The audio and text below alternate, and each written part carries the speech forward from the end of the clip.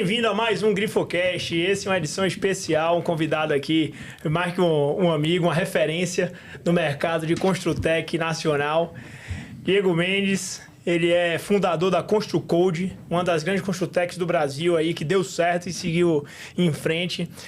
Dominou aí o país com a gestão de projetos com eficiência no canteiro, está trazendo aí nessa luta que a gente tem do mercado de como trazer tecnologia e facilitar e ter menos retrabalho no canteiro de obra. Esse cara aqui é um embaixador nisso e uma referência. É um prazer ter você aqui, meu amigo. E a gente quer saber muita história aí de sua carreira baiano também, certo? Você vê que a Bahia exporta aí talento pro mundo inteiro e a gente vai querer saber como você criou isso, de onde veio, como você saiu, tudo sobre sua carreira, o que é que você tem a ensinar aí pra gente e vamos falar depois de futuro também, o que é que você espera. Então se apresente aí pra galera, é um prazer, meu povo. Muito obrigado, Daniel. Bom dia a todos, né? Eu acho que é um prazer estar aqui no podcast. Eu acho que eu tenho uma missão aqui hoje, né? Conseguir estar no nível das pessoas que sentaram aqui. Eu falei, pô, é aqui que os grandes sentam, né, Dani? Então, a gente precisa compartilhar um pouquinho de uma história e trazer uma mensagem ali que consiga agregar ali ao dia a dia de todo mundo que empreende, que investe, que se dedica na carreira de construir, né? A engenharia, ela dá essa amplitude e essa possibilidade de a gente criar coisas novas. Eu comecei criando a ConstruCode e espero empolgar vocês ali com um pouco da história ali da empresa. Não, com certeza. E tenho certeza que você já é uma inspiração para muita gente, viu? E você está à altura, ou mais do que a altura de vários que já sentaram aqui também. Então, Diego, conta um pouquinho de sua história. Você é baiano de Jaguaquara? É perto de onde onde minha família tem fazenda, viu? Como é que você saiu de Jaguaquara para criar uma Construtec? Sempre trabalhou com obra, engenheiro? Como é que surgiu isso? Perfeito, Daniel. Acho que é importante explicar para quem está ouvindo o que é Jaguaquara, né? É uma cidade no interior da Bahia, 300 quilômetros da capital de Salvador, né? Com 45 mil habitantes. Não tem nenhum prédio lá alto, né? Eu diria que 4 andares para lá já é arranha-céu. Curral tem muito. Exatamente. É uma cidade tipicamente baseada com agricultura e comércio. E eu venho de uma família de empreendedores, né? De comerciantes locais que a vida toda se dedicaram a fortalecer ali o comércio local da região. E essa veia empreendedora, ela começa desde cedo, vendo meus pais trabalhando. Meus pais tinham comércio, tinham um supermercado e pequenas mercearias lá também. Então, desde cedo eu entendi... Mandava na cidade, então. Quem tem supermercado interior comanda a cidade. Não. Supermercado para uma cidade desse tamanho é como se fosse uma mercearia aqui na esquina. Né? Então, vamos traduzir aí para o pessoal não achar nada diferente.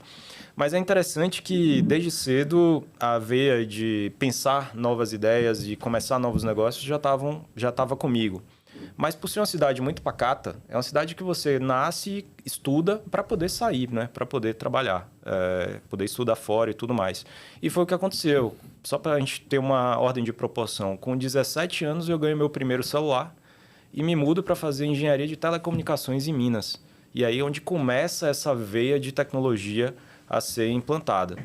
Quando você falava de engenharia de telecom, a gente está falando de uma época onde as antenas estavam começando a ser popularizadas no Brasil, as redes de telefonia estavam crescendo bastante e era a profissão da década, né? Pô, telecomunicações ia dominar tudo, a gente tinha ali uma nova medicina despontando ali como uma grande profissão do momento. Resultado, ninguém me avisou que eu tinha que passar por Eletromag.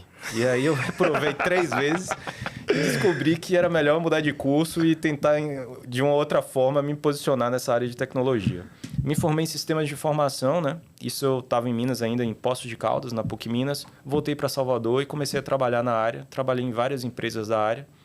A PUC, a formação da PUC era uma formação que tinha um respeito muito grande, ainda tem até hoje. Mas eu consegui empregos em várias empresas tradicionais. E, em determinado momento, me destacando nessas empresas, eu consegui trabalhar em uma das empresas que virou um all-in na minha vida, porque fez uma transformação muito grande ao me demitirem. Né? Foi a Jus Brasil. Para quem não conhece, foi uma das primeiras startups a ganhar destaque no cenário nacional ali. A Jus Brasil era uma empresa magnífica, com cultura forte, com um movimento de mercado diferente.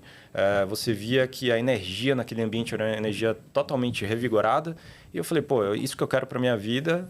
O ambiente é maravilhoso e acabei me ludibriando com aquilo tudo, esquecendo que para você estar entre os caras muito bons, você precisa ser muito bom. E eu acabei ficando morno naquela situação, né? Eu vinha de um legado que eu ainda não tinha construído e já estava me posicionando de forma muito confortável num ambiente que encantava só de olhar. Resultado, o dono da empresa, né, o Daniel, ele me chamou, é Daniel também o nome dele. Daniel me chamou na sala e falou: Diego, não vai dar para continuar, você é bom, mas não é tão bom quanto a gente precisa. E aquela situação era muito desconfortável para mim, mas eu não poderia... Doeu pra caramba, mas eu não poderia tirar a razão dele. Eu sabia que ele tinha razão no que ele estava falando. E naquele momento eu encontrei uma referência que eu não tinha encontrado em toda a minha vivência de vida. Eu precisava encontrar o que é que eu queria ser, né? E quando eu vi aquela cena acontecer, eu saí dali decidido. Eu quero montar uma equipe de alta performance para liderar um projeto com um objetivo e um propósito gigante. Qual que é? Não sei, mas vou descobrir. Mas não quero continuar trabalhando em si só como mais num processo onde eu não sei qual é o objetivo final da empresa, como que eu gero ROI, qual que é o resultado que eu estou gerando e como que eu estou impactando a vida das pessoas. Naquele momento ali, eu estava curtindo os puffzinhos coloridos, eu estava curtindo um ambiente agradável, mas eu não estava pensando estrategicamente como é que eu ia montar algo que mudasse minha vida, que mudasse a vida de outras pessoas que trabalhavam no mercado que eu estava atuando. E foi aí que a gente começou uma jornada, né? O primeiro passo, quando você estuda o modelo de startup, é que você, para ser um líder, você precisa convencer as outras pessoas a comprar o seu sonho. Exatamente. Exato. E o primeiro a ser convencido foi o meu sócio, que está comigo até hoje, que é o Leandro Mascarenhas. O Leandro era um cara brilhante, ele vinha do Peixe Urbano, da Power.com, empresas gigantescas com retrospecto global. E eu apresentei para ele a ideia de criar alguns modelos de negócio e ele acabou comprando a visão e a gente validou teses em 3 negócios que quebraram, né? Eu diria que a gente testou muito. Que até então não era Constru Code. Era alguma coisa, o cara acreditou em seu sonho e você chamou, ó, vamos junto aqui fazer um negócio. Acreditou mais no perfil do que na ideia. Não existia uma ideia bem definida. A gente queria criar um negócio que escalasse. Um negócio que tivesse um crescimento exponencial, que atingisse um público específico, mas eu não sabia que eu tinha que me preocupar com recorrência, com ticket médio, com tamanho de mercado, com precificação, barreira de entrada. Tinha uma série de diretrizes que não estavam ainda no meu radar. E a cada negócio que eu quebrava, eu entendia. Esqueci disso aqui, esqueci disso aqui, esqueci disso aqui. Na terceira empresa que a gente quebrou, a gente entendeu que a gente precisava de um mercado grande, precisava de um nicho específico, precisava de foco nesse nicho específico, precisava de um modelo que fosse escalável, precisava de uma base de processo que fosse simples e repetível. Então, eu comecei a montar um framework que eu entendi, beleza, só falta agora o modelo de negócio, mas a estrutura de negócio, a estrutura de processo já tem que atender essas diretrizes aqui. E foi quando eu esbarrei no primeiro problema, que é, vamos escolher mercado. Qual mercado que movimenta muito dinheiro, que tem muito funcionário, que tem um problema gigantesco e está com a cabeça queimando todos os dias? Construção. Não tem nada pior do que construção civil na hora de você pensar no mercado para resolver problema. Porque quando você pensa em tecnologia... Ou melhor, quando você pensa em oportunidade, né? Exato. Quando você pensa em tecnologia, tá todo mundo muito bem servido, né? Você não vai inventar um novo Facebook, um novo Twitter... Mas quando você olha para uma obra, cara... Você já se pegou tentando inventar um novo Facebook, um novo Twitter logo no início e você viu, rapaz, acho que isso aqui não vai. Até Tinder eu tentei desenvolver. O primeiro produto era um produto chamado Flap, que era feito para as pessoas trocarem mensagens entre eles em barzinhos. Só para você ter noção de quanto que a gente foi nisso. Chegamos a prototipar, desenvolver interface. Nossa, esqueci. Faz parte do aprendizado, né? E na hora de... Mas eu acho que é importante isso, até para a galera entender. E quando dizer não a esses projetos, tipo assim, quando você já viu que, pô, já tô aqui há um tempo já, dando burro em ponta de faca e tá na hora de mudar o foco. Deve ser difícil também, porque quando a gente é empreendedor, sabe que, pô, quando a gente tem uma tese na cabeça, quando a gente acredita, a gente vai muito mais além do que a maioria das pessoas. Então, você saber a hora de dizer não também, ou então chega, eu acho que é importante um negócio que não para de pé. Eu acho que você escolheu, na sua pergunta, a palavra que eu ia usar na resposta, né? A tese. Se você não tem uma tese definida, qualquer coisa que te convidarem, você vai. Perfeito. Então, quando você define uma tese para tudo na vida, né? Eu quero comprar unidades para locação. Qual é a minha tese de locação? Precisa ter até X metros quadrados, precisa ter nessa posição, nessa localização. Então, quando você constrói uma tese, você se protege. E eu não tinha uma tese na época, eu estava validando o que eu precisava ter na minha tese. Hoje, com o tempo, a gente consegue entender muito claramente. A primeira coisa que eu olho é, qual é o TAM Samsung, né? Qual é o tamanho de mercado, qual é o tamanho endereçável, qual é o tamanho atingível. Se eu estiver me projetando nesse lugar, quanto que eu estou faturando? Quanto que eu estou tirando no bottom line ali? Como que eu me vejo se eu já tivesse realizado? E muitas das vezes, só de fazer esse exercício, de você se colocar como alguém que já teve esse sucesso no que você se predispôs a fazer, você já sabe que você não quer aquilo para sua vida.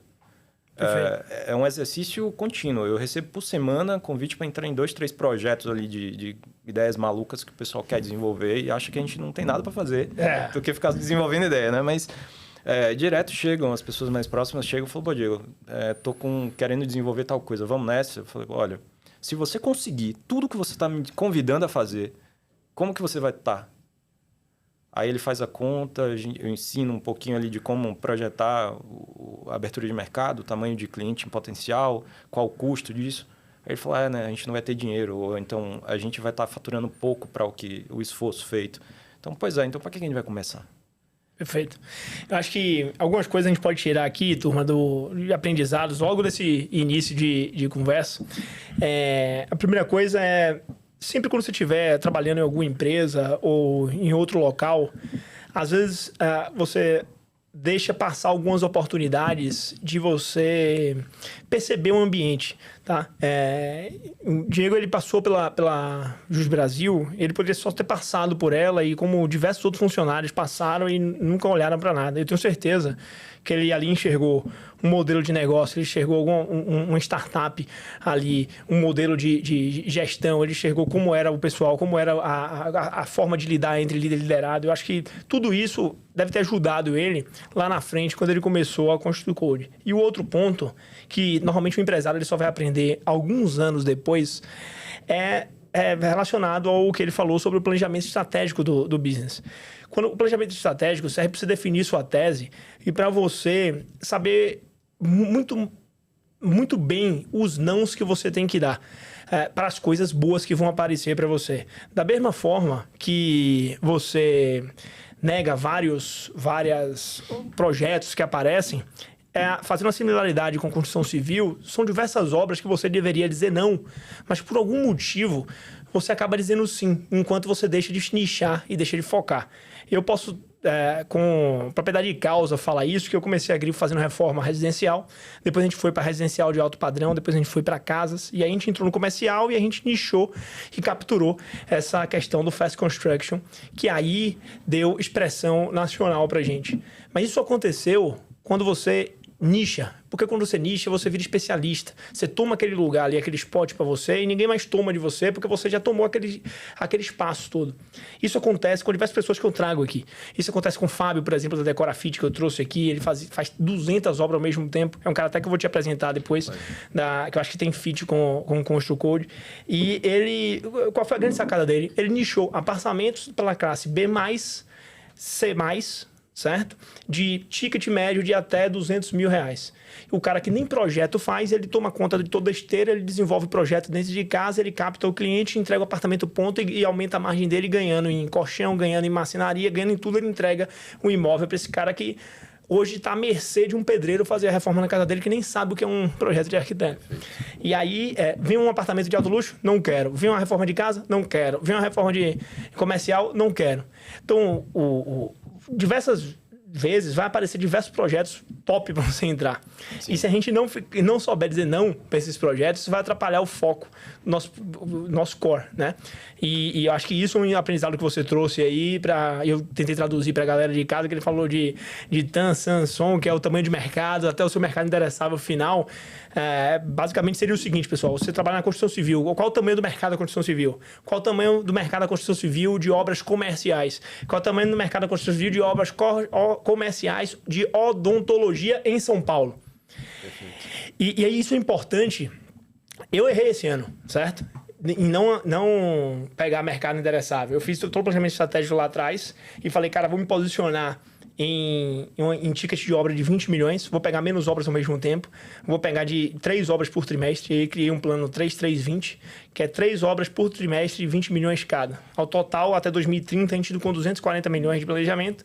E por que 20 milhões? Porque 20 milhões é meio que um sweet spot, onde as pequenas não sobem, certo? Porque tem risco de valor, etc. E as grandes, de obras de 80, 100 milhões, não descem porque não tem equipe enxuta para conseguir fazer uma obra de 20 milhões. E eu conseguiria fechar com a margem boa, aumentar minha margem e atingir. O problema é que no meu modelo de negócio do Fast, o cara precisa botar... É capital intensivo. O cara precisa botar um dinheiro à vista do negócio. Ele quer uma obra em 60 dias que os outros entregam em 6 meses, top. Certo? Mas o dinheiro tem que vir na frente, porque é isso aí que muda toda a cadeia do negócio. Então, uma coisa é você fazer isso com obras de 3 a 5 milhões. Você tem um número X de pessoas que tem esse capital. Outra coisa é, no mercado onde o juros está 15% ao ano, você tem um player que vai botar 20 milhões em 2 meses no business para você conseguir voltar. Então, o pipe de fechamento, eu errei, que leva no mínimo 6 meses fechar uma obra de 20 milhões. Enquanto a de 5, 3, leva 3 meses no máximo. Eu entregava as obras de 3 a 5 em 60 dias. As obras de 20, eu continuei entregando em 60 dias. Aí já deu um furo no pipe, certo? E o meu ICP, que é ideal do cliente, diminuiu para isso daqui. Ou seja, acabou tendo um furo de negócio, eu tive que remodelar rápido e voltar hoje com a esteira. Acabei negando 50 milhões em obra de 3 a 5 milhões. Não tinha criado ainda a comunidade do GBC, onde a gente traz alguns construtores para trocar a obra entre si e tudo mais. E deixei passar 50 milhões e levei porrada. Deve ter perdido uns 2, 3 milhões essa brincadeira aí. Mas enfim, voltando aqui, que o caso é seu. Mas se eu deixar, eu falo demais, mas achei bacana trocar esse papo com você, que você é um cara que... Não, mas acho que tem tudo a ver, Dani, porque é aquela velha frase de Thomas Edison, né? Não é porque você errou 10 mil vezes que você fracassou. Você mapeou 10 mil formas de que não dá certo. E essas 10 mil formas não serão repetidas. Você é um cara muito observador ali. Toda vez que você está olhando o modelo de negócio que sua equipe está atuando em uma frente, você está aprendendo, você está anotando, está conseguindo tirar insights disso tudo. E isso é o que te trouxe ao patamar que vocês chegaram, né? A repercussão que vocês estão tendo hoje é fruto de um poder analítico muito característico ali do perfil de vocês, fundadores e sócios da operação. E é interessante que o público entenda uma coisa. De qualquer situação, se você parar para analisar de fora, se tirar a emoção e começar a olhar qualquer situação, você começa a fazer planejamento estratégico, você consegue tirar insights e montar teses de qualquer uma das situações. Seja a mais ridícula que for. Eu vou dar um exemplo aqui. Minha primeira experiência com empreendedorismo, hoje, volta na minha memória e me traz vários insights que eu começo a lembrar, mas então aquilo que eu estava fazendo era mapeamento de mercado, aquilo era nicho de cliente, definição de CP. A minha primeira experiência com empreendedorismo, eu tinha 10 anos. A minha escola inventou que no dia dos avós as crianças iam levar doces para poder vender para os outros coleguinhas dentro da sala de aula. E olha que doideira, como de uma história boba a gente consegue chegar nos indicadores que eu quero chegar cá do outro lado, tá? No primeiro dia, lá em casa, minha família não sabia fazer doce, então fizeram torta salgada. Acho que por desinformação. Cheguei lá, resultado, todo mundo queria doce e nenhuma criança comprava as tortas salgadas comigo.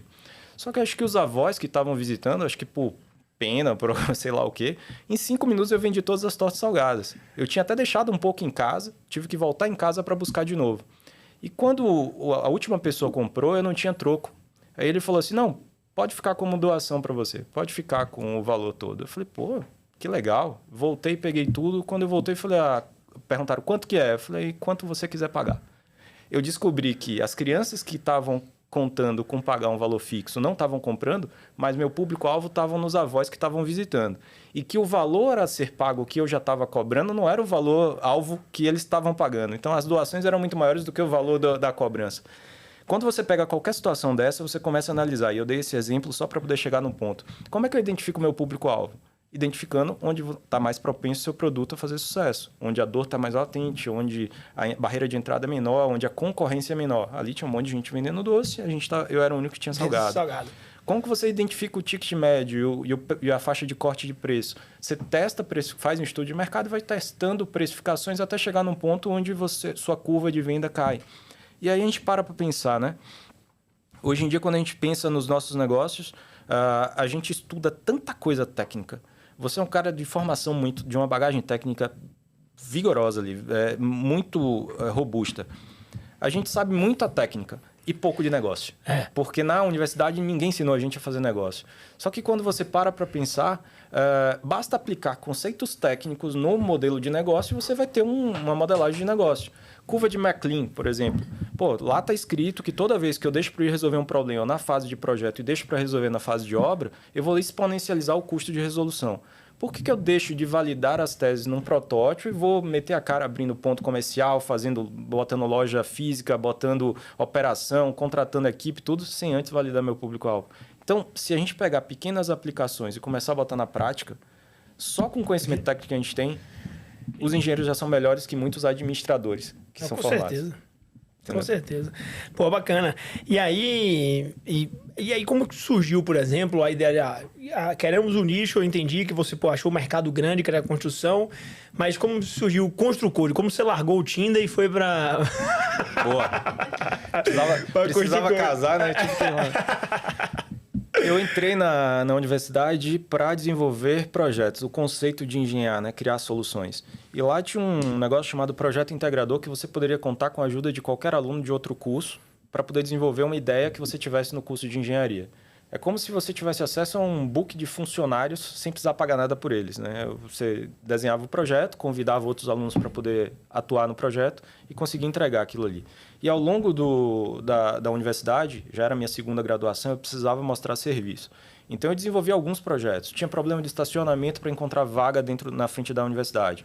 Um projeto que eu utilizava um sistema de medição de predição para poder encontrar a melhor vaga e falava, vá para a vaga 5.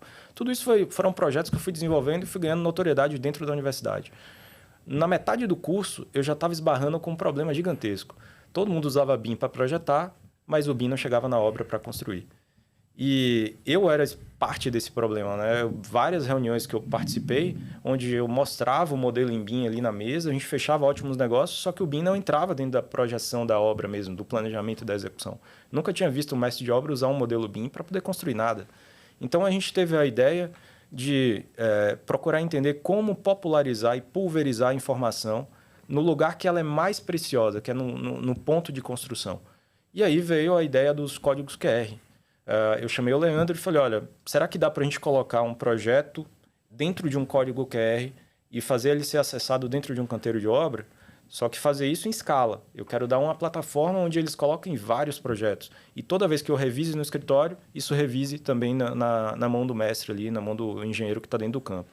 Essa ideia começou isso era 2016, né? A gente começou a maturar isso.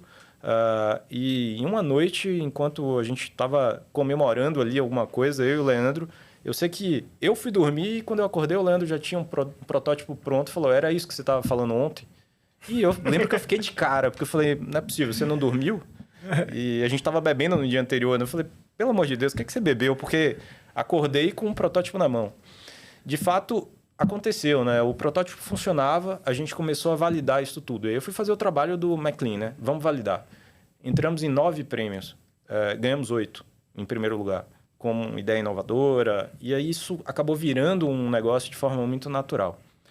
Claro que os códigos QR foram só o ponto de partida, a gente precisava evoluir bastante, primeiro como um gerenciador de documentos completo, como o GED, depois como um CDE, um ambiente comum de dados, que permitisse a colaboração entre pessoas, e depois como uma plataforma de inteligência de dados, mudando de uma plataforma Data Drive para AI Drive, né? Trazendo a inteligência artificial como core de desenvolvimento de todas as ações e automatizações que tinham dentro da plataforma. Então, é um processo que ele foi gradual, mas ele foi acontecendo no momento onde construção civil significava empilhar tijolos, as soluções que existiam estavam muito confortáveis, com um sistema de pastas, ninguém ameaçava os caras, ninguém chegava com ideia nova para poder aquecer o mercado. Não, e é um trabalho, pessoal, só para você entender, são coisas simples que a gente... É aquela coisa quando você enxerga e fala assim, putz, porque ninguém nunca pensou num negócio desse. Esses são os melhores negócios, né? Só para você ter ideia, como é um controle... Quando eu era estagiário de obra lá atrás, a gente pegava todos os projetos, imprimia, a gente assinava esse projeto, botava o carimbo de aprovado, ia na obra, entregava para todos os mestres de obra, certo? Depois, revisão de projeto. a gente tinha que caçar esses projetos na mão de todos os mestres, pegar de volta todas as disciplinas, hidráulica, etc., recolhe tudo, rasga tudo, imprime tudo de novo, assina de novo com a data nova, carimba e entrega pro pessoal. Os antigos nem rasgam. O Steve, na verdade, bota na parte de arquivado. Carimba cancelado e bota na parte de arquivado. Olha o trabalho que isso gera. E tem um negócio que eu acho sensacional no ConstruCode e em todos os outros, que é o simples fato de você pegar um projeto que se você imprimir através do ConstruCode, ele sai com um QR Codezinho do lado. Se você está com o seu celular, você bota o celular em cima do QR Code, ele vai te dizer se é o projeto mais atualizado que existe, ou se não for atualizado, ele vai te dar o link do projeto atualizado, ou se ele tiver na atualização ok, ele vai dizer, esse projeto está atualizado no canteiro. E uma confirmação simples com o QR Code e você consegue ter a garantia de que o projeto é o último projeto que está ali no campo. Quem faz uma obra pequena, certo? Às vezes não tem noção disso, mas em uma obra... Você começa a aumentar uma obra de 15, 20 milhões, você tem diversas disciplinas. Eu diria até que uma casa grande de 20 milhões, por exemplo... Meu amigo, você tem projeto de ar-condicionado, você tem projeto de decoração, você tem projeto de climatização, você tem exaustão, você tem... Rapaz, marcenaria executiva 1, 2, 3, 4, você pode separar isso por local, certo? Então, em minhas obras, eu boto lá setor 1, 2, 3, 4, como a gente planeja as obras meio que por linha de balanço setorizada, e a gente consegue botar os projetos também através do ConstruCode por setorização, o que dá uma facilidade absurda do pessoal no campo conseguir isso. Então, hoje em dia, assim, óbvio que hoje está muito mais fácil, entre aspas, que todo mestre de obra tem um celular na mão, tem um tablet, tem alguma coisa e consegue ver isso. No início, como é que foi para você botar na cabeça desses caras que não tem mais papel e como foi esse crescimento aí da ConstruCode? Você começou lá na Bahia, depois você veio logo para São Paulo. Eu queria falar um pouquinho disso daí. Acho que eu vou contar um pouquinho da trajetória, mas respondendo a tua pergunta, as pessoas elas só aceitam a tecnologia nova se ela te trouxer mais dinheiro, menos trabalho ou mais tempo. Então a gente queria combinar... menos tempo, desculpe. E a gente queria combinar tudo isso, né? Como que eu consigo convencer as pessoas que essa tecnologia vai de fato ajudá-las no dia a dia? Primeiro, que a gente direcionou a tecnologia para atender aquele público, né? Então, se eu tenho hoje uma equipe de... Quantas pessoas tem numa obra tua hoje? Depender, pode bater 200 pessoas. 200 pessoas. Quantas pessoas recebem a documentação? Quem é que recebe a documentação e fica organizando tudo e colocando lá no... Aí é um time só para passar, organizar as coisas de engenharia e arquitetura. Olha que interessante, né? Quando a gente utilizava o conceito de pastas, né? Por que a gente usa pasta? Porque a pasta veio com o Windows. E o Windows veio com o computador pessoal. Perfeito. Se o computador é pessoal, você organizou para você, não para o outro consumir. Como é que eu vou saber onde que você pensou em arquivar cada cópia, cada documento? Então, a gente começou a desmistificar isso. Por que o Spotify não tem pasta? Tem lista inteligente? Por que quando eu vou assistir um filme na Netflix, eu não procuro na pasta onde eu coloquei o filme? Porque ninguém sabe qual é a pasta que vai melhor representar nada. Você quis escolher, né? Exato. Então, o que a gente trouxe foi uma atualização. A gente precisa de listas inteligentes, acesso à informação rápido, acesso à informação offline, conseguir garantir que todo mundo receba informação na hora que a informação mude. E até melhor, né? Você citou que é impossível que uma pessoa na obra esteja consumindo um documento desatualizado. Eu digo mais, se você estiver consumindo algo atualizado e alguém estiver subindo uma revisão nova, ainda em estudo lá atrás, o sistema consegue te avisar dizendo, olha, você está com a revisão atual, só que o Daniel está mudando ela agora porque ele está planejando subir uma 02 e está na etapa de projeto preliminar ainda. Ou seja, te avisa antes de você cometer o... Antes de você construir com a informação atual. Porque provavelmente você vai ter que desfazer tudo aquilo porque mudaram alguma coisa lá na frente. Então, para chegar nesse nível, a gente cometeu muitos erros. Não dá para romantizar aqui e dizer que, enxergamos a jornada toda e entregamos. Primeira obra que eu fui, tinham 2.300 pessoas, me mandaram subir num palanquezinho de comprensado. Interior do Rio de Janeiro, Campos dos Goytacazes, e era simplesmente a segunda maior usina termoelétrica da América Latina. Me deram um megafone e mandaram eu avisar que não vai ter mais projeto impresso, que iam ser tudo com códigos QR. Eu só via o pessoal com os capacetes, um olhando para o outro, perguntando se o pessoal estava louco e quem era aquele menino que chamaram para falar besteira dentro da obra. Eu quase que fui escorraçado daquilo ali. Acho que isso é você, viu? Nada funcionou, a internet não aguentava, quando todo mundo acessava ao mesmo tempo, caía tudo. Voltei para São Paulo com uma mão na frente e outra atrás, tentando entender como que eu ia resolver aquela confusão que eu tinha me enfiado. Mas foi ali que a gente entendeu que a gente não podia depender de situações locais ali, né? Eu não podia... A gente precisava ser uma tecnologia que se sustentasse, se autossustentasse ali na hora de implantar. Então, QR Codes funcionando offline, treinamentos plug and play ali para todo mundo conseguir usar rapidamente, tudo com 2, 3 cliques, tirar botões do aplicativo, olha que coisa doida. O mestre falou que não funcionava. Quando eu perguntei por quê, o dedo do cara tocava em 3 botões ao mesmo tempo. A gente teve que tirar botões para poder facilitar o uso. Era essa a grande mudança. Mas é isso mesmo. Então, assim, tecnologia na construção civil não é para aventureiros. A pessoa precisa estar lá dentro para entender do que a gente está falando. Exatamente. E nisso a gente foi evoluindo com o tempo, né? Acabou que chegou num modelo hoje que atingiu mais de 6 mil obras. O primeiro ano aqui foram 80 obras. Só para você ter ideia de como que a gente conseguiu escalar isso no tempo. Bom, e você já começou em São Paulo ou começou na Bahia, né? Eu fundei em Salvador e, assim como você, para a abertura de mercado, eu trouxe o negócio para São Paulo logo no início, né? No meu caso, eu trouxe no primeiro ano de operação. A gente fundou em Salvador porque eu sabia pouco desse mercado de startups e meu mentor, que foi Rafael Barbosa, ele era um cara que já fez alguns investimentos em outras startups, que já tinha sucesso nesse mercado, e ele virou investidor da ConstruCode e como a base dele é em Salvador, a gente começou em Salvador e depois trouxe o negócio aqui para São Paulo. Entendi. E para captar a equipe, quais são os desafios aí? Você deve ter crescido bem rápido, né? E aí depois, vamos falar também que você recebeu um aporte maior, depois voltou, como é que foi? Pode falar disso daí? Pode. Ou tem coisa aqui que não pode falar? Não, eu tava falando com ele que eu não tenho mais... É peito aberto? Não tenho mais rabo preso, não tem tá mais, tranquilo. Não pode sentar o pai. Tudo aqui é peito aberto. Beleza. Enfim, então, velho, você deve ter crescido de uma forma exponencial. Sim. Então, teve com certeza dificuldade com cultura de time, com organização, processo, como uma startup, né? Como foi desde o dia que você fundou até o dia depois do primeiro aporte, segundo aporte? Eu conheço pouco desse mundo de startup, agora eu sei que tem algumas rodadas, série A, série não sei o quê. Eu já fiz algumas obras para startups, a Sanar, lá na Bahia, não sei se é de medicina, a gente fez. Eu vi um crescimento, eu lembro que a gente fazia reforma comercial. Eu cheguei, era 80 metros quadrados de escritório, eu tinha mais de 100 pessoas trabalhando. Eu falei, rapaz, que loucura isso daqui. Aí depois a gente fez um escritório para ele de 400 metros. Aí logo 6 meses depois, eu tive que fazer outro de 400 metros e quebrar um andar para linkar um ao outro. Caramba. Passou mais 6 meses, outro, eu falei, rapaz, que empresa é essa? Porque está crescendo nessa velocidade. Aí eu fui entender um pouco o mundo de startup, conversar com o pessoal, mas conta um pouquinho aí para a galera que não entende muito desse mundo. De investimento, rodada, como é que funciona, incubadora. Perfeito. Existe todo um ecossistema que gira em torno das startups, né?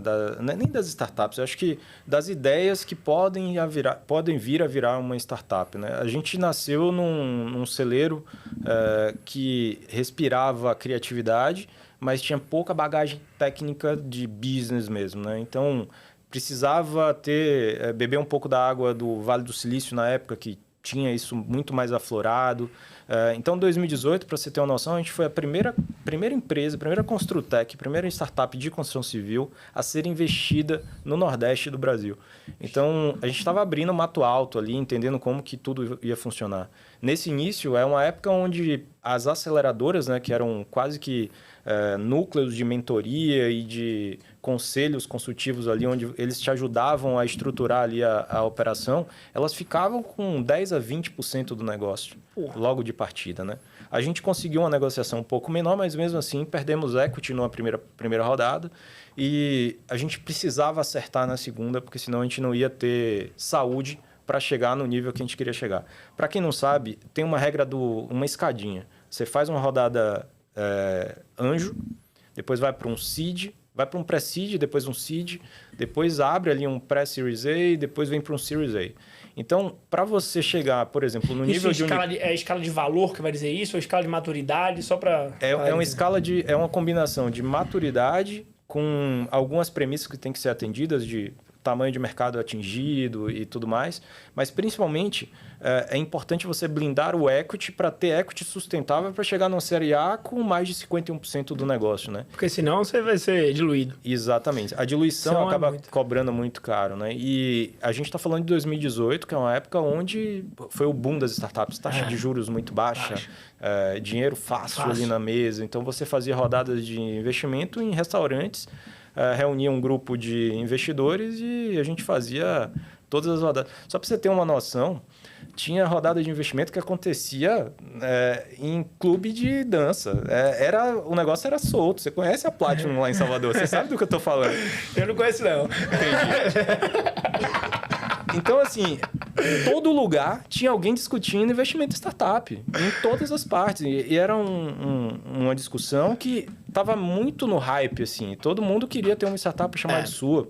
Então, a gente via os modelos de negócio surgindo de forma muito rápida, com muito capital disponível na mesa, né? A Construcode veio de uma linha assim. A gente veio mentorado, né?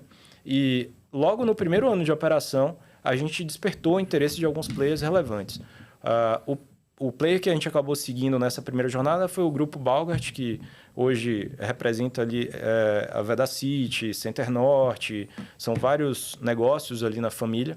E eles queriam uma startup do ramo de construção para posicionar a empresa como um vetor de transformação de digitalização, né? O grupo fez investimentos da ordem de 23 milhões, acabou adquirindo ali, além da Construcode, mais 22 empresas, fez um trabalho muito forte ali. E a primeira proposta que veio para mim foi, você tem que deixar a Construcode, faz a venda e vem tocar uma operação nova com a gente. E aí veio o primeiro não, né? Olha, eu não faz parte do meu plano de vida abandonar uma trajetória que eu não terminei. E aí eu acabei ficando como... E o número é atrativo? O número sempre é atrativo. Se você não tiver a cabeça no lugar e não pensar a longo prazo, você acaba se entregando. Principalmente para um moleque que veio de Jaguaquara. Ficar botando com 10 milhões na mesa, mais, menos. Fala pra galera aí. Não vem dessa forma. Vem com um contrato executivo, vem com bônus e benefício para tudo quanto é lado, vem com um pacote. O dinheiro normalmente é porque quando você tem dinheiro na primária e na secundária. Você acha que, tipo assim, tem dinheiro que às vezes vai pro bolso do acionista. Você fala do investimento? Nesse caso do investimento. 4,5 milhões. Mas é tudo para ser colocado na empresa, né? Tudo para ser colocado na empresa. Normalmente os caras travam e tipo assim, você não pode botar nada no seu bolso se você quiser. Não foi feito secundária. Nesse estágio de negócio, geralmente você não faz secundária, né? É isso que eu queria entender. Eu fiz uma parte de secundária porque a gente já estava diluído com algumas saídas e eu tive que sair junto com um pedaço, mas foi muito pouco. Entendi. Eu diria que 90% do negócio foi de primária e nem é indicado que se faça secundária. Nem óbvio. O negócio tá no início ainda, Exato. você vai botar dinheiro Mas no bolso. foi, dando números aqui, de forma muito clara, 4,5 milhões. Entendi.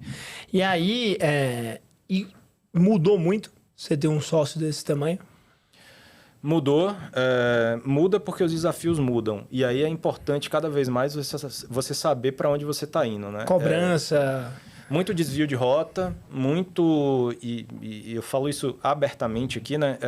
Quando você tem um direcionamento claro no seu plano de negócio, você sabe o que você está seguindo. Uhum. Eu estou com a equipe aqui, a Mari está aqui com a gente hoje, a gente já sabe o que a gente vai bater em 2026. A gente tem ali uma meta e uma rota traçada. Eu sei o que eu vou chegar em 2026, 2027, 2028. A gente tem um horizonte claro ali. Uhum. Quando você começa a fazer esses processos de M&As, o problema da governança e da cultura chacoalha muito o negócio. Porque o desvio de atenção acaba acontecendo muito forte. Hoje, eu tenho um pessoal que fala, mas o CEO, quando começa a crescer, ele tem que largar o operacional. Eu sou totalmente oposto disso. Eu acredito que se você se envergonha de fazer o que te trouxe até aqui, você não vai conseguir chegar no próximo nível. Então, assim, claro que você não vai ficar 100% no operacional, porque tem outras atribuições que você tem que atender, mas você precisa entender do time, você tem que entender qual é o seu lugar de potência. Meu lugar de potência, por exemplo, é no comercial. Comercial estratégico. Então, eu não entendo de áreas como tecnologia, como produto, como marketing. A gente tenta ajudar, tenta colaborar, tenta trazer a visão, mas não é o nosso lugar de potência. E às vezes a gente até enfia os pés pelas mãos tentando ajudar demais. Então, às vezes, encontrar esse lugar de potência era crucial. Quando foi feito o aporte, esse desvio de cadeira acontece com muito mais força. Porque o cara quer você representando um negócio que não prioritariamente vai te trazer mais lucro no final do mês. Ele quer que você sente em algumas mesas que não necessariamente é a mesa estratégica, é uma mesa política e não uma mesa de negócio. E aí você desvia muito o foco. É um período muito difícil, porque quando você menos espera, você vê que você está começando a desviar do faturamento que foi projetado. E aí é hora de dar os nãos e ter um negócio que me libertou, que é a desobediência produtiva. Eu diria que eu sou um dos caras mais desobedientes que esse grupo já viu na vida, porque a gente brigava muito, brigava no bom sentido, com as melhores das intenções, mas eu precisava chegar no lugar que a gente se dispôs a chegar. E se eu continuasse com tantos desvios e tantas coisas, tantos pratos para equilibrar, a gente não ia conseguir entregar o resultado. Entendi. E você perde uma das características que eu acho que gera mais velocidade, tudo que é meio que um founder's mode ali, onde você consegue ter assertividade no que você quer pelo seu plano e você ser muito mais rápido. Porque você está focando em outras coisas, outras cadeiras que às vezes não tem a mesma visão que você tem, né? Bacana. E como foi assim, deve ter tido algum momento, digamos, na história aí da ConstruCode, que deve ter tido alguns momentos de inflexão. Que é tipo assim, cara, quando a gente conseguiu o contrato desse grupo aqui, foi uma vitória pra gente. Quando a gente conseguiu tantos mil clientes, foi uma vitória pra gente. Você consegue lembrar, assim, se olhar para trás em sua trajetória e falar, alguns momentos aqui realmente marcaram e eu fiz isso aqui que me diferenciou no momento? Eu acho que chegou um momento que eu entendi que eu não precisava ter muitos clientes, mas eu precisava ter alguns clientes certos, estratégicos, e isso mudou o jogo. Porque nosso modelo de negócio ele foi catapultado, a gente tem um modelo onde a gente fatura por SPE, né, por obra e não por empresa. Uhum. Então, quando eu comecei a acertar nas empresas certas, a coisa começou a ganhar uma atração muito forte. E não foi mirando na empresa, foi mirando na pessoa. E isso até hoje é o mote que faz com que a ConstruCode seja extremamente competitiva. Em vez de olhar para a marca da empresa, que tinham grandes marcas aqui no Brasil, a gente começou a olhar quais eram os objetivos do diretor de engenharia que estava sentado na cadeira que guiava aquela grande marca. E aí a gente entendeu e caiu no nosso colo uma oportunidade de ouro, que foi fazer uma apresentação para o Davi Fratel, que foi diretor do Grupo Calas, que estava no início da gestão dele no Grupo Calas. E ele tinha uma visão de digitalização muito forte, uma abertura para testes e inovações muito fortes.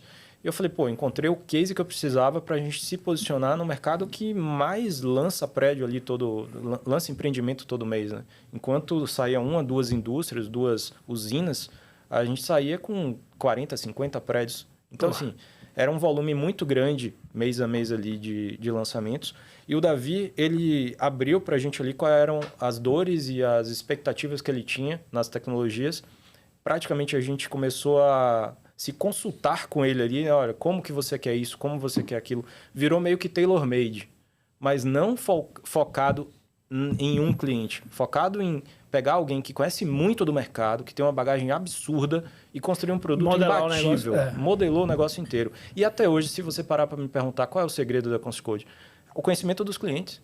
Eu tenho reuniões semanais com todos os clientes, onde eu pessoalmente participo dessas reuniões para entender o que é que está faltando, como que você faria, o que é que você pensaria diferente, e os clientes participam.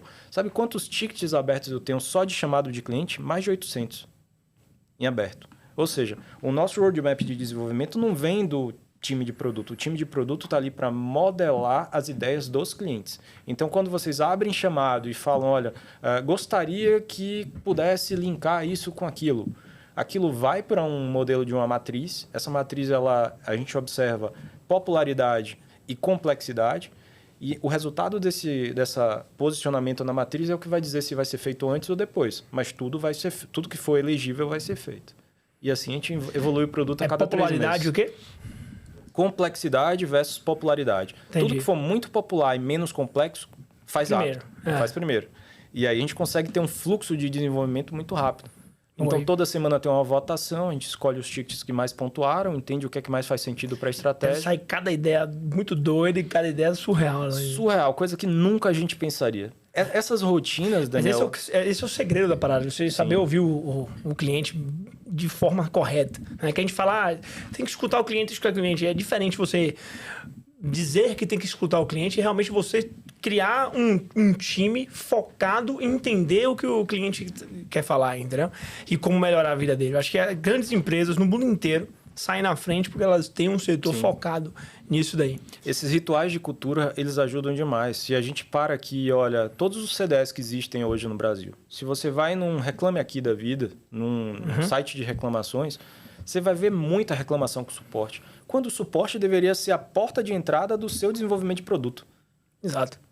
É o cara que está reclamando de algo que não está satisfazendo ele. Por que você não pega aquilo ao invés de jogar o cara para 48 horas você recebe um e-mail com a devolutiva dizendo que não?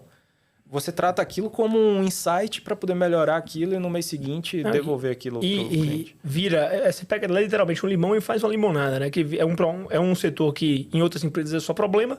No seu, você vai ter um setor exclusivo para isso, aumenta o seu LTV do seu cliente, que ele vai estar ali satisfeito com você, aumenta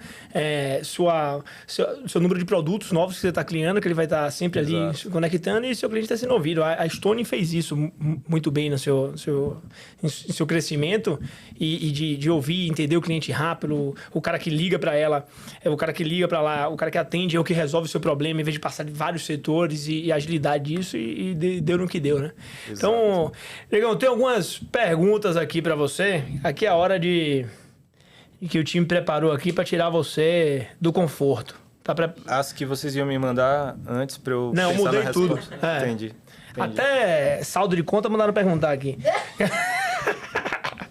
Brincadeira. Cara, diz um mito sobre tecnologia no canteiro de obra que você escuta toda semana. Um mito que o pessoal... Algum mito sobre tecnologia em obra que você deve escutar aí. Tem uma frase que eu escutei muito mais. Hoje em dia eles estão com mais receio de falar isso, que toda vez que a gente apresenta alguma coisa nova, ele fala assim, é muito legal, mas meu mestre não consegue usar isso, não. Meu mestre não gosta disso. Quando o mestre, cara, é o cara que... O cara tem um TikTok instalado, o cara já usa... Ele abandona a obra, inclusive, e é um dos problemas que a gente tem hoje, a equipe de engenharia civil, que trabalha com engenharia civil, deixando a engenharia civil para trabalhar para aplicativos.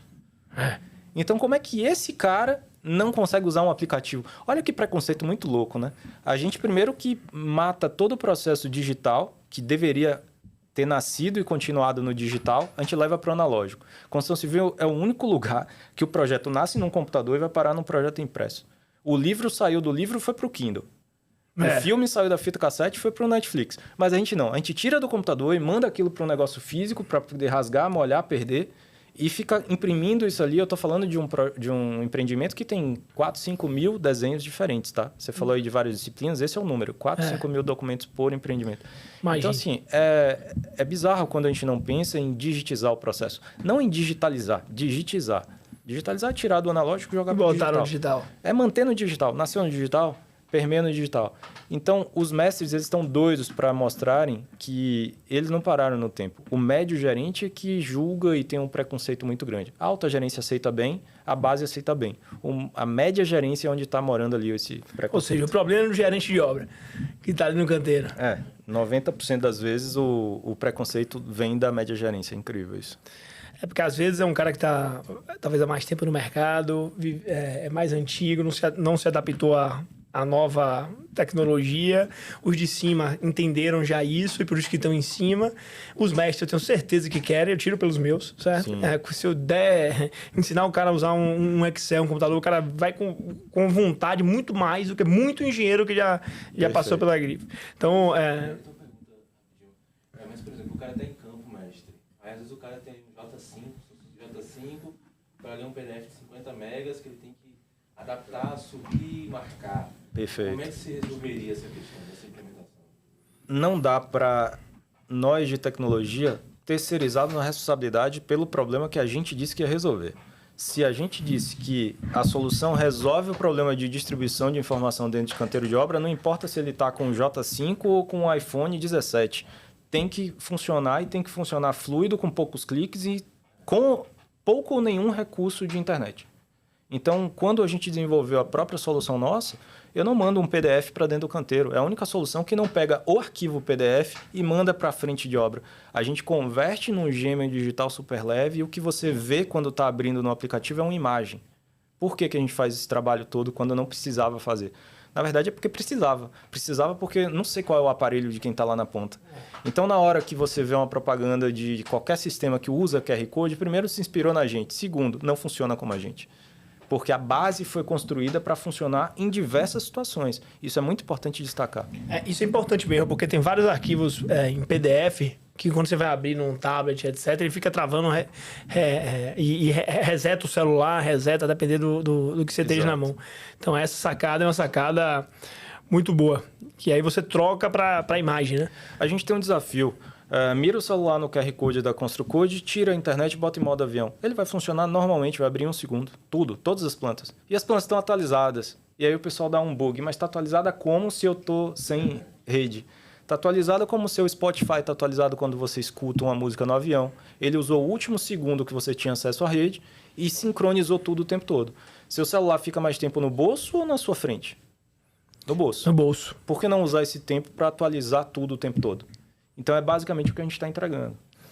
Pô, bacana. E dentro de todo esse universo aí que a ConstruCode permeia na construção de projetos e tem qualidade também dentro do programa. Vistoria. Qual o erro mais comum, certo? Que você vê acontecer assim nas construtoras?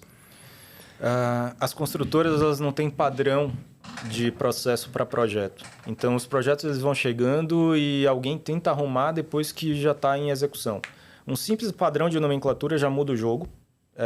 Quando você cria ali uma padronagem para revisionar projetos, isso já resolve, eu diria que 50% de todos os problemas futuros vem só no padrão de nomenclatura.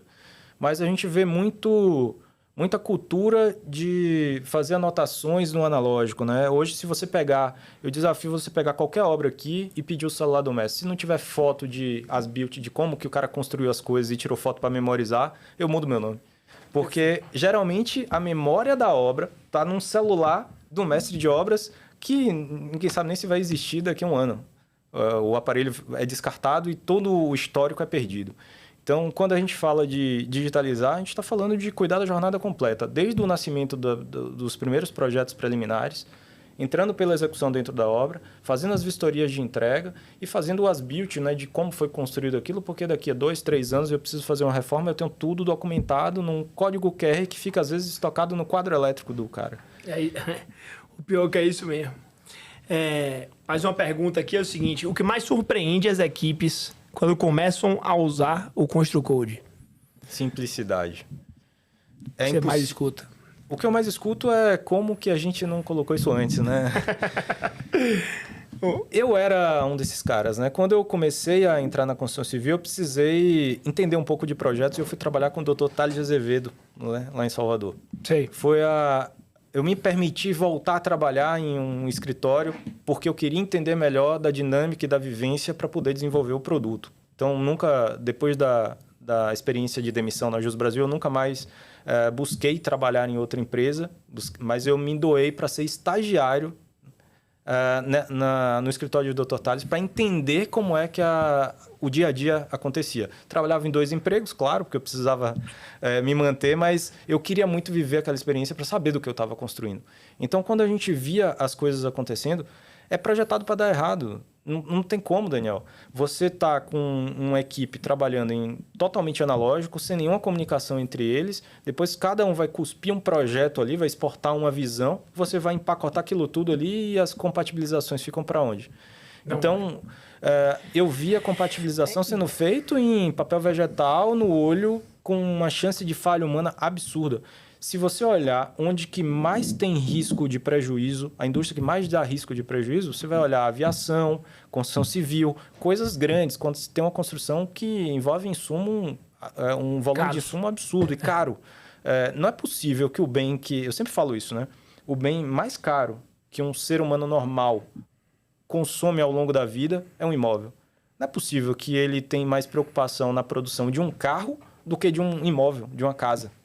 E a gente tem processo muito melhor para construir um carro do que para construir uma casa. Então, é muito louco como a gente se arrisca e é por isso que os custos da construção estão nessas margens. Se a gente tivesse processos mais cadenciados, com mais controle de produção, a gente teria imóveis muito mais baratos, construtores lucrando muito mais e recebendo muito mais, com margens muito melhores e muito mais paz de espírito, né? Ah, com certeza. Então tem uma pergunta agora de um mentorado meu, Rodrigo da Viana Vasconcelos, que tá de camarote aqui com a gente. É plateia? Não é todo mundo que vem aqui não, viu? Se sinta especial. Viu, Nego? Pergunta aí, Rodrigo. O custo de aquisição para uma empresa média tem múltiplos canteiros. Qual seria o custo médio? Custo médio, R$ 2.000 e R$ 2.500 de mensalidade e uma taxa de implantação ali mínima de pelo menos uns R$ 1.000 ali. Por obra seria, né, no caso? Não, o incrível é isso. Quando você falou empresa média, eu entendi construindo 1, 2 empreendimentos por ano ali. Então, isso já era o custo para englobar todos os empreendimentos. Isso.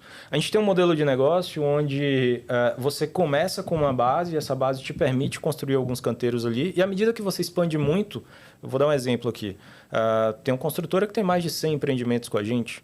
Algumas. Então, nesses casos, ela acaba pagando pelos empreendimentos adicionais. Mas o pacote de entrada, eu diria que em torno de R$ 2.500, depende muito das features que você vai agregar ali no seu pacote.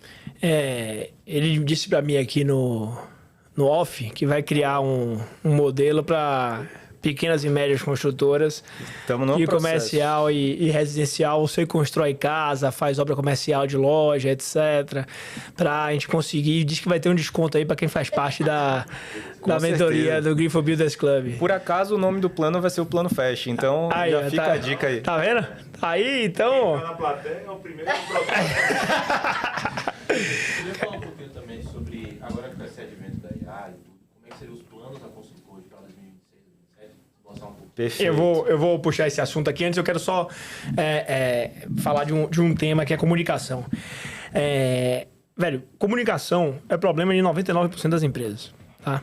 E uma das coisas que o Construcode resolve é também em comunicação, que é questão de projeto. Né? Fala de comunicação em projeto. Existe um problema de comunicação também das construtoras internas, entre os setores. Perfeito. E que o Construcode também ajuda a resolver, o cara pode botar ali, etc. Eu vou viajar aqui com você, e aí pra gente discutir um pouquinho, que eu tô implementando isso na Grifo, criando algumas ideias para colocar. O que é que eu quero fazer na... Rapaz, como é que eu vou falar isso num podcast aberto para todo mundo? Mas enfim,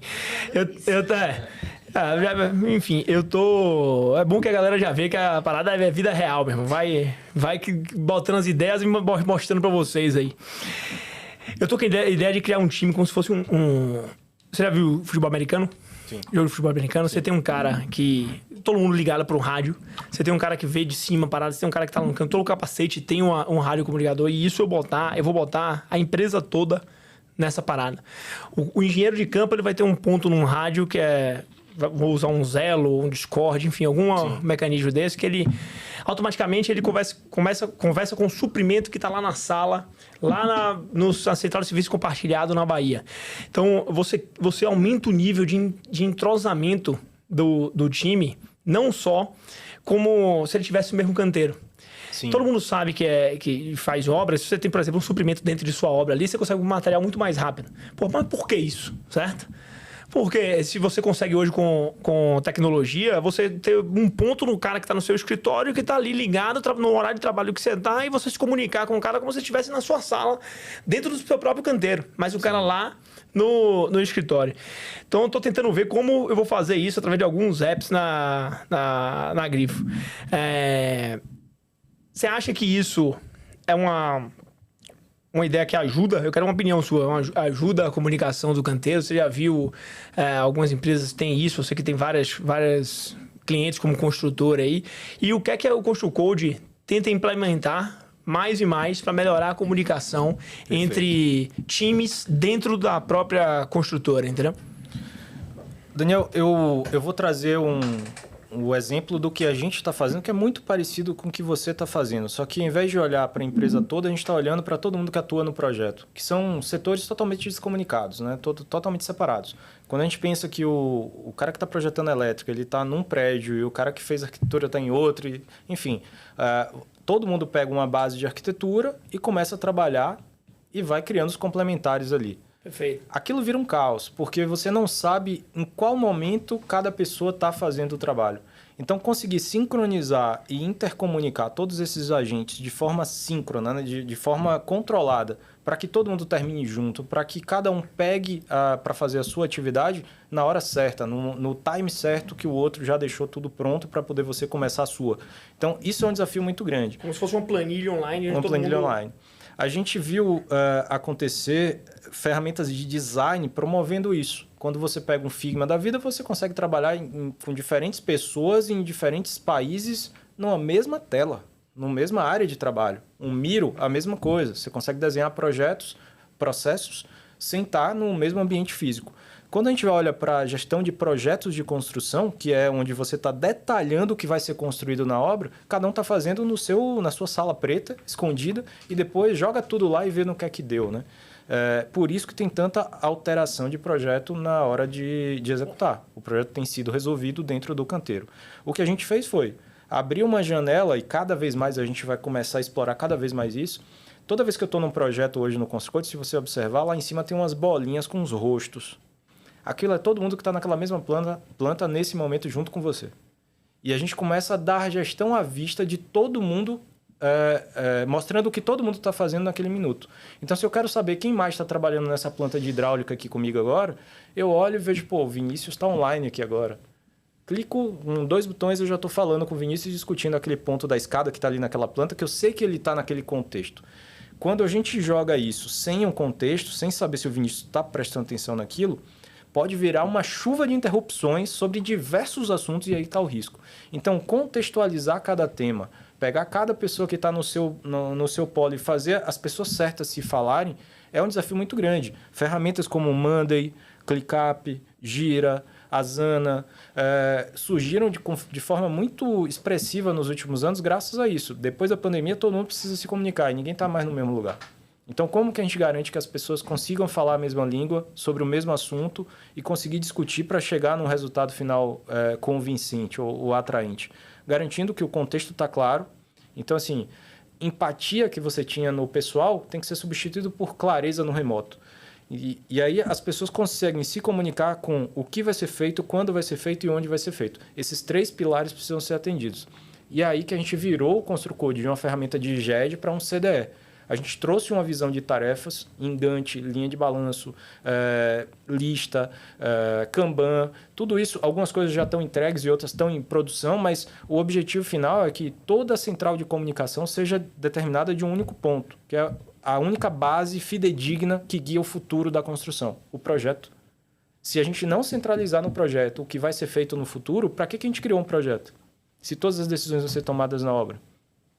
Então, assim, um projeto bem detalhado, ele guia toda a linha de atividades que o planejamento vai fazer, que suprimentos vai comprar, que qualidade vai controlar. A importância do ponto de origem é o que guia o resultado final de todas as outras etapas. E é por isso que a gente entende que o projeto é a única fonte da verdade que precisa ser respeitada. Boa. Você deve ter uma métrica de quanto tempo cada usuário fica logado no Construcode. Eu pensando aqui rápido... sei lá, o pessoal usa muito comunicação interna, sei lá, Slack, certo? Sim. Se você tivesse meio que um Slack interno na Construcode, aumentasse esse tempo que a galera usa o Construcode no dia a dia, não seja só para projeto, mas para comunicação também, você não acha que talvez você conseguisse aumentar muito sua aderência? Isso eu pensando aqui de fora. Se vocês pensam em alguma coisa disso daí, ou tem essa ideia de tempo de usuário e tudo mais? A gente tem hoje ferramentas que são especializadas em comunicação síncrona, né? Comunicação em tempo real ali entre agentes. E a gente entende que tem algumas coisas aí, é o típico da coisa que a gente teve que aprender a dizer não, né? Perfeito. A comunicação assíncrona é nossa responsabilidade. Criação de tarefa, delegação de responsável, delegação de participante, quais projetos impactados, quais revisões impactam na mudança desse escopo de tarefa. Então, tudo isso já está controlado hoje no conceito do tarefas que a gente tem lá hoje. A comunicação síncrona, se a gente for entrar nesse mercado, a gente vai brigar com o próprio WhatsApp, o próprio Meets, aí tem uma série de concorrentes gigantescos que vão acabar sendo muito mais práticos, porque o cara que está usando o ConstruCode, ele não usa só o ConstruCode. Ele também usa um Meets para poder se comunicar com outros setores dentro da empresa. Então, se tudo fosse projeto, sim, daria para fazer dentro. Como nem tudo é projeto, eu preciso respeitar o software nativo e determinado para uso da própria companhia. Então, eu acho que a síncrona não funciona, mas a assíncrona funciona muito bem. Agora, qual é a solução? Sincronizar com as soluções que já estão... API direto com o WhatsApp, com outras soluções, acho que isso aí funcionaria bem. Isso é bem bacana. E aí, falando, já que a gente entrou mais nessa área de tecnologia, até para a gente chegar nesse momento final aí, e esse negócio de AI? É conversa fiada ou você enxerga isso como realmente um divisor de águas entre os produtos e tudo mais? Eu tenho uma tese particular que eu acho que você não deve só querer botar AI e achar que vai resolver sua vida como um todo, mas se você fizer um combo entre humano e uma boa utilização da máquina, você consegue otimizar diversos processos internos e você virar um super humano no negócio. O que é que a ConstruCode enxerga sobre AI e o que é que vocês estão fazendo sobre isso? E vamos falar de futuro, o que é que a ConstruCode enxerga aí para os próximos 5 anos aí de cenário. Abre aí o planejamento estratégico para a gente. Estamos na época agora, né? A gente tem reunião essa semana aí para comunicar ao pessoal. Acredito que o podcast não vai a público antes de eu comunicar, então tudo certo. Tá pros ouvidos, moça. Mas basicamente, eu não estou olhando o IA como a solução para tudo, esse uso de forma no hype que está hoje, né? Modinha, vamos botar IA em tudo. Uhum. O que a gente olha é o que a gente já vem olhando nos últimos anos, né? Tem tarefa manual sendo feita? Dá para automatizar? Vai melhorar o dia? Vai sobrar 15 minutos do dia de qualquer pessoa que já usa a plataforma? Pô, os caras usam a gente por mais de 3 horas por dia. Então, assim, cada vez mais as pessoas vão analisar mais projeto do que desenvolver projeto, até porque os softwares já estão quase que projetando para você. Então, o que a gente quer com a IA é garantir mais assertibilidade, acurácia nas tomadas de decisão, facilidade na hora de encontrar decisões. Quanto tempo você tem para ficar analisando os BIs ali e tirar os insights que você precisa? Você olha 1 ou 2 vezes ali, mas você não consegue ficar analisando aquilo em tempo real. Agora, imagina se você tivesse ali uma sentinela que ficasse monitorando todos os indicadores que você não pode perder de vista e te alertasse toda vez que aquele indicador baixasse para determinado ponto. Então, o que a gente está entendendo com IA é o seguinte: não dá para ser uma IA consultiva como tem um monte aí hoje. Eu não vou para lá ficar lá conversando com a IA quando me dá na telha. Eu tenho mais o que fazer da minha vida. A gente tem atividade para construir. Tem gente que usa IA como psicólogo. Exato. A gente precisa de uma IA que me ajude a chegar no final do dia com mais tempo para eu chegar em casa e ver meu filho, ficar com minha esposa ou produzir de forma mais eficiente. Então, quando a gente traz uma IA que ela é ativa no seu dia a dia, ela de fato agrega valor. Hoje a gente tem que ficar comparando projetos, fazendo compatibilização, fazendo retirando quantitativo. Por que isso tudo não já foi automático se a gente tem tecnologia para isso? Poderia simplesmente monitorar os resultados e não ficar construindo os resultados. Então, o que a gente vai fazer agora a gente já começou a colocar IA nas nossas ferramentas. Hoje, eu cheguei numa reunião da Sinduscon em São Paulo, tinha algumas tarefas criadas com dados de sondagem. E o pessoal estava meio cético ali com o potencial da IA e tinha uma empresa de sondagem lá que forneceu alguns ensaios de SPT para a gente fazer uma demonstração. E aí eu fiz uma pergunta para ele, para o público, né? O que é que vocês queriam saber de sondagem? E alguém fez uma piada, falou assim, queria saber como não gastar com um furo cego. Furo cego é quando ele manda fazer o primeiro furo para entender qual é a profundidade, para só depois saber quanto que vai dar a conta, porque você não sabe quanto que vai escavar, né? Para chegar na rocha. Aí eu falei, escolhe uma região. E aí ficou um silêncio, eu acho que ele achou que eu estava brincando. E falaram a região de Moema. Falei, beleza. Por sorte, eu só tinha 3 reuniões na base, que era Moema, Campo Belo. Falei, ótimo. Se não falasse Moema, eu ia falar Moema. Como todo mundo ficou quieto, vamos ver em Moema. Aquela história. Mas quando a gente perguntou, ele deu todo o estado. Ele triangulou 3 perfurações feitas no bairro de Moema, né? Porque estava o dado de Moema ali no dado. ali nos relatórios e triangulou e encontrou a profundidade do furo e respondeu. Eu confesso que quando a resposta chegou, eu fiquei aliviado na cadeira, porque eu não sabia se ia dar certo, porque eu não tinha ensaiado esse tipo de pergunta. Mas eu sabia que se o tema da mesa era sondagem, eles iam perguntar alguma coisa de sondagem. É só um exemplo de como que a IA pode te ajudar em tudo. Eu teria que analisar todos os relatórios, triangular a profundidade, fazer cálculo de ensaio de solo, para poder chegar numa resposta que basicamente era uma dúvida. Então, os diretores hoje eles estão cegos. Se ele não tiver um gerente que seja fechado com ele, que consiga trazer os dados para facilitar o dia a dia dele, ele não tem tempo de buscar os dados. Não tem. Então, a gente precisa migrar de uma plataforma de data driving para IA driving, o mais rápido possível, porque cada vez menos vocês vão ter menos tempo para poder ficar consultando tudo que está dentro do sistema. Você pega a analogia, antes a gente usa o RP Cienge, né? A gente tem cheio de relatório. Eu tinha que ver todos os relatórios para ter minhas informações. Aí eu falei, cara, isso aqui não existe. Aí a gente desenvolveu um BI próprio para coletar todas essas informações da base de dados, cruzar todos os indicadores que eu acho que tem que ser cruzados e mostrar no dashboard, ó, eu quero cruzar isso com isso, meu IDP e IDC, em vez de sair ligando para os engenheiros e perguntar se a obra está atrasada ou não, quanto já gastou na obra. Eu coleto isso, trato e já me entrego numa página. A próxima como os dados também nessa página eu estou levando menos tempo, a parte da IA. A IA já chegar a fazer isso e mandar para mim, ó, tal coisa, tal coisa. Eu vou ver se atentaria para isso, e marca uma reunião aqui com esse cara que está com a obra atrasada. Então, eu acho que eu estou alinhado com você nesse ponto, é o caminho que a gente, como CEO, como empresário, tem que olhar a parte de IA e incentivar os colaboradores também a usarem, certo? Isso daí, eu acho que isso é importante, você criar um modelo desse internamente na empresa. A gente tem um caso curioso com IA, né? Uma das perguntas que foram lançadas foi quem são os funcionários que estão mais sobrecarregados e os que mais estão com atividade atrasada. E aí o sistema usou Pareto e chegou na resposta e citou o nome de 3 pessoas. E eu perguntei se alguém tinha alguma pergunta, um cidadão levantou a mão lá e perguntou, tem como tirar meu nome daí? Porque o nome dele era um dos que estava no mais atrasado. Então, assim, esse é um exemplo de problemas que a gente encontra quando a gente traz a tecnologia. Tudo vem à tona, vai estar tudo transparente. Você quer ter uma gestão transparente e sóbria ou você quer se iludir achando que está gerenciando porque você está sendo cordial com os que estão produzindo pouco? Essa é a escolha que vocês têm que fazer na hora de tomar a decisão de colocar uma IA. Eu vou criar um IA para o marketing. Pra ver o que vai acontecer. Sobrecarga.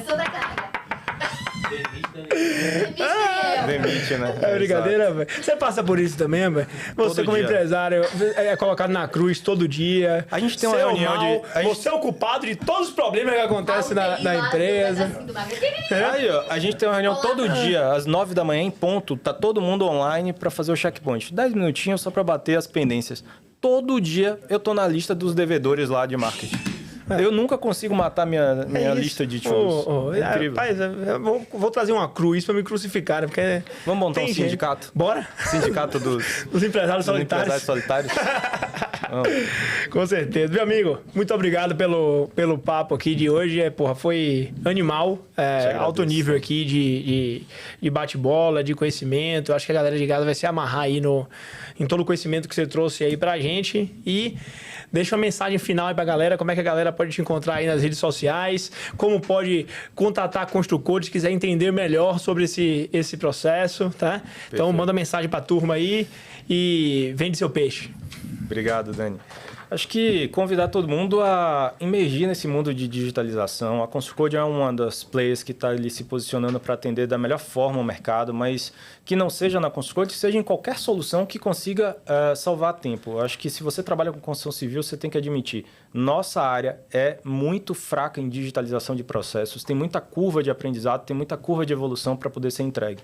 Então, se tem uma área que dá para você se destacar, dá para você trazer ideias novas e fazer essa ideia nova refletir no número final, lá no bottom line de resultado no final do mês, é construção civil. Estou muito empolgado com o cenário que a gente tem pela frente, eu acho que tem muita coisa para desenvolver. O mercado de tecnologia é um forte aliado. Quem quer crescer rápido hoje no mercado de construção precisa estar muito próximo de tecnologia, não tem outra forma. E a gente está trabalhando forte aí para entregar esses resultados, principalmente no mercado Brasil, que a gente já vem se destacando bastante. Agradeço muito o convite que foi feito aqui hoje e deixo as portas abertas, né? A Construcode, ela tá com Black Friday, inclusive, ainda, né? Se eu não fizesse jabá aqui, eu tô morto, né? Até sexta-feira, então, assim, entre em contato com o pessoal, bate um papo, que com certeza a gente vai conseguir trazer resultados para você. Eu queria agradecer vocês por mais um episódio. Segue a gente lá nas redes sociais, danielg.grifo e @grifo engenharia, no YouTube, Daniel Gedeon. Um abraço e até mais, pessoal. Show de bola o episódio, velho. Valeu, meu irmão. Show de bola.